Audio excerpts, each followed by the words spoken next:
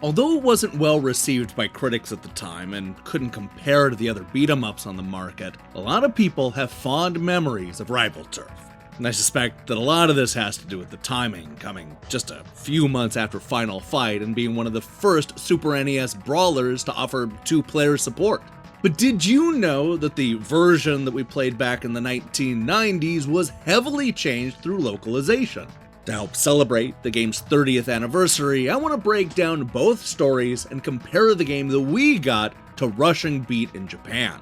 Turn back now if you don't want to know what happens next, because today we're going to spoil the stories and endings for both Rival Turf and Rushing Beat. This is Game Over, the early years.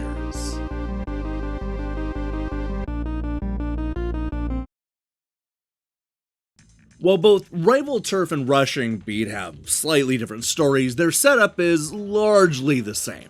It involves a 26-year-old police officer named Rick Norton learning that his sister, Maria, has been kidnapped by an anonymous evil organization. Fearing that he can't do it alone, Rick enlists the help of Douglas Build, a 44-year-old veteran of the force who I think we can all agree looks a lot more like a dictator than a police officer. Either way, the two men set out to clean up the streets of thugs and rescue Maria. Now, it's worth mentioning that when Jalico brought Rival Turf to America, it changed a lot of the names and some of the motivations. Rick Norton became Jack Flack, Douglas Build turned into Uzi Nelson, and Maria was renamed Heather, which is probably the most baffling of the name changes. The instruction manual also names the villains, calling them the Street Kings and telling us that they're bad news. How bad, you ask?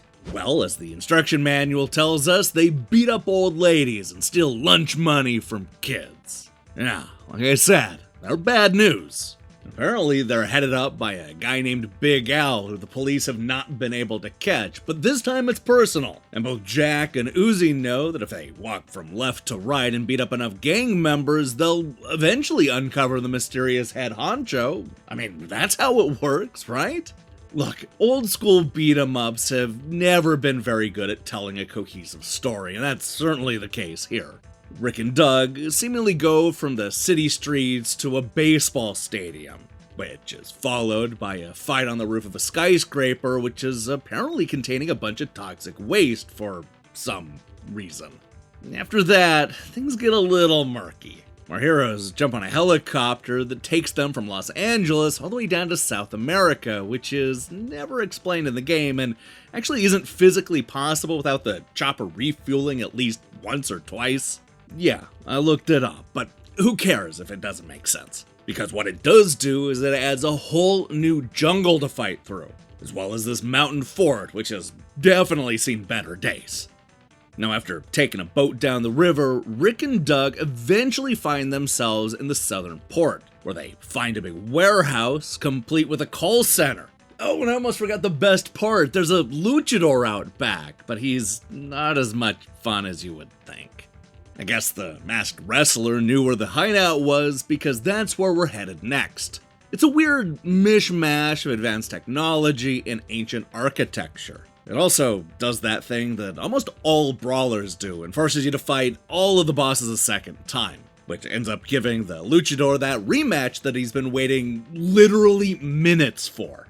After slowly walking to the right, our heroes finally catch up with the mysterious leader of that street gang, who's mounting an escape on the helipad. We punch him in the face until he can't take anymore, and this is what happens next when you play the American version of Rival Turf.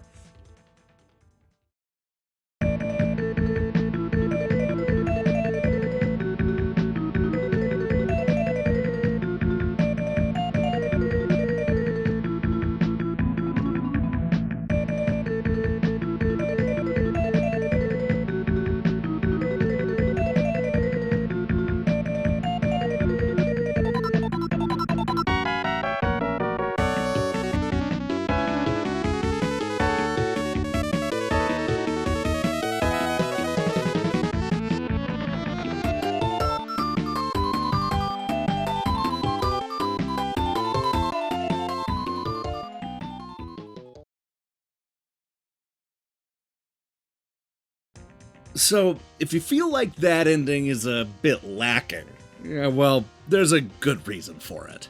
This translated ending completely changes the story and doesn't even let Heather show up to be rescued. It also doesn't have a credit roll, which is kind of weird. It's almost like it's in a big hurry to get out of here before we realize that something's missing. Let's go ahead and fill in those details with this translated version of the Japanese ending. I think you'll agree that it completely reshapes the story. Here is how Rushing Beat ends.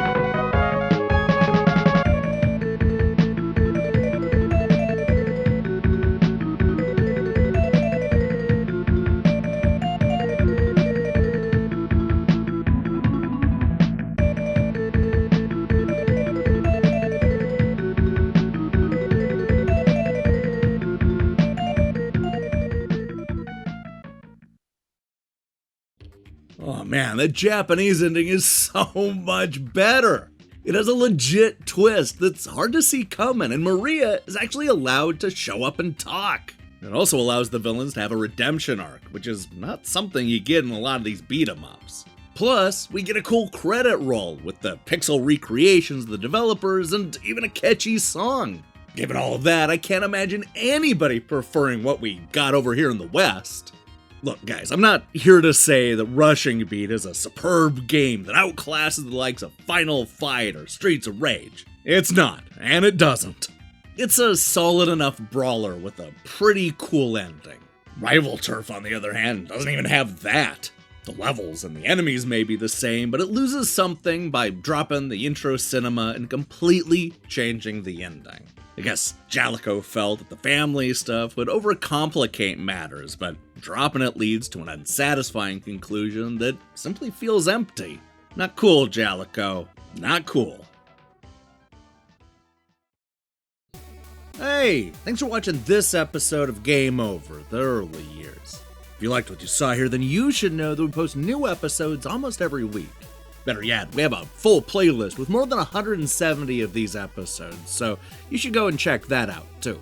Now, here's the question I have for you. What is your favorite old-school brawler? Yeah, I have a hunch that most people are going to say Final Fight or maybe Streets of Rage 2, but who knows? Maybe you'll surprise me with the Combat Tribes or Knights of the Round. I mean, Captain Commando is pretty good, and that's even connected to the Final Fight universe. Let me see your picks in the comments below.